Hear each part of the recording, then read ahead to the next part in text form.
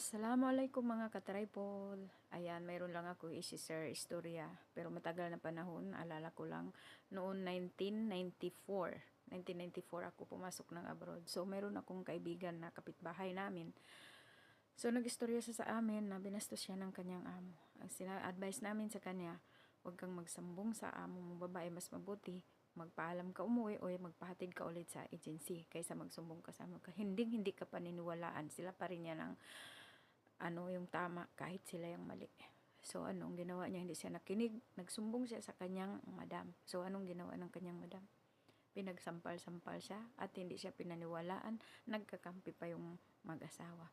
So, huwag na huwag niyong gagawin yan. Mas maghanap kayo ng way na makauwi kayo or makaalis kayo sa kanya kaysa magsumbong kasi parurusahan kanila. So, yan guys, ang book experience sa mga kaibigan ko. So, ayan na mga katripol. Wala talagang OFW hindi umiiyak. Pero sa pag-iyak, maraming dahilan. May mag-iyak dahil sa alaga, dahil sa amo, dahil sa pamilya. So, iba't ibang dahilan yan. Pero walang OFW hindi umiyak dito. So, may nakita ako isang OFW na umiyak siya dahil sa kanyang alaga. Pero, wala siyang magawa. Wala tayong magawa. Kasi kahit kasalanan nila, tayo pa rin ang mali. Yan lang. Hello guys, kita tingnan niyo ang playroom. Parang Binagyo 2.0. Hindi naligpit oh. So ngayon, kailangan natin ligpitin kasi baka bumaba dito yung amo, magagalit na naman sa naglilinis. So kahit hindi tayong inatasan maglinis, kailangan natin tulungan ito. So ililigpit natin. So nagbaba nila dito, maglalaro na naman. So at least na ligpit. So ayan guys. So ayan guys, ililigpit ko yung mga kalat nila kasi wala pa dito yung magliligpit habang tulog pa rin yung alaga ko. So tara, ligpit tayo guys.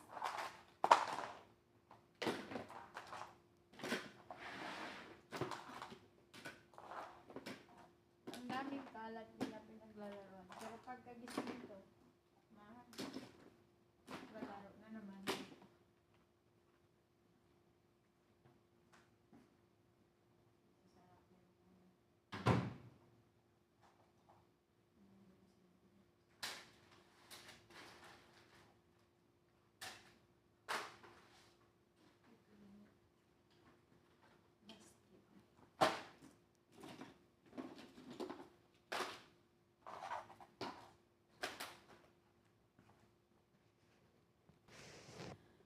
So, alam niyo ba guys, binili namin kahapon lang.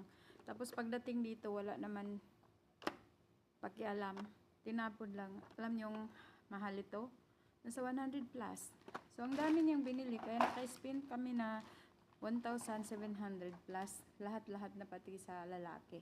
So, ganyan lang. So, ngayon, anong gagawin niya? Itatapon lang.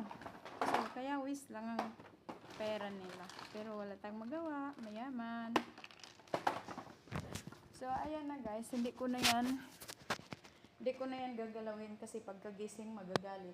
So, inalis ko lang yung mga sa gilid-gilid na natatapon at pupunasan ko yung mga dumi nila dito. Kasi magagalit. Pati ito, oh.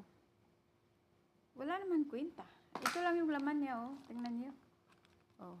Kaya, kalat lang dito, kalat doon. Ganyan sila. Araw-araw itong ginagawa namin. So, kahapon sa Miniso, napajaril kami. Namili din sa Jaril sa Miniso. Ito yung binibili nila. Ayan. Ang dami-dami na ganito. Basta lang may mabawasan sa pera nila. So, ayan. Kahapon sa Miniso, sa Jaril, at saka sa Clear. So, ito yung binibili niya. Ganyan. Yan. Alam mo ba sa Clear, minsan nakababayad ako ng 500 hanggang 1,000. Ang liit-liit ng mga binibili, pero ang mahal. Pero wala ko. Ito, 130 lahat yung nabayad ko. Sa ganun-ganun bagay na lang. So, ayan guys, continue muna ako maglinis.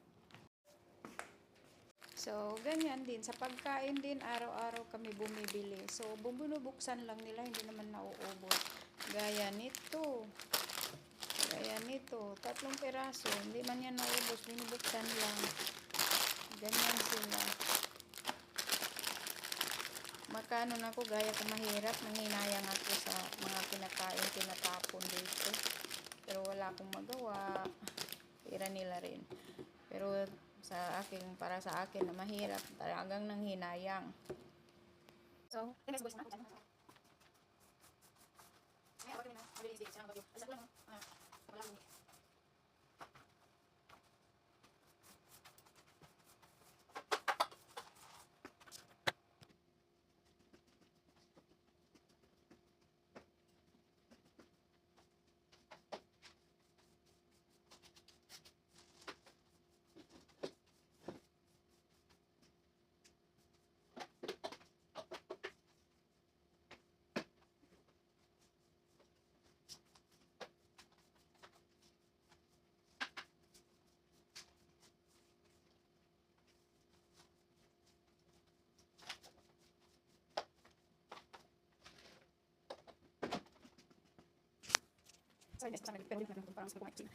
So, ayan guys, puntahan ko yung alaga ko. Gisingin ko kasi 1:30 na. Kasi bukas mayroong pasok. Kailangan nila matulog maaga mamayang gabi. So, ayan guys. Alhamdulillah, inabot naman tayo sa lunch. Mayroon, ano ito? Salmon. Salmon. Danilo Salmon. Ay, si Dani. Kain pa.